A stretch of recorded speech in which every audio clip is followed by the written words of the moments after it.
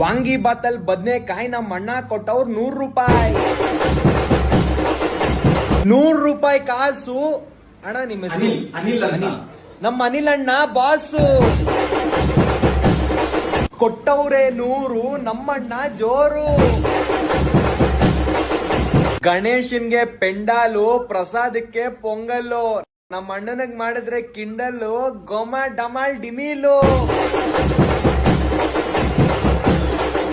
ಬೇರೆಯವರೆಲ್ಲ ಕಂಜೂಸು, ನಮ್ಮ ಅಣ್ಣನಿಗೆ ಕೊಡಿ ಆರೆಂಜ್ ಜ್ಯೂಸು. ನಮ್ಮ ಅಣ್ಣನ್ಗೆ ಪ್ರಾಣ ಕೊಡೋ ನಾವಿದೀವಿ.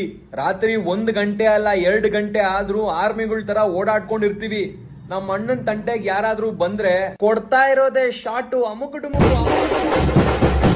ಕೊಟ್ಟಿದ್ದೀರಾ 100, ತೆಗಿರಿ ಇನ್ನೊಂದ್ 500.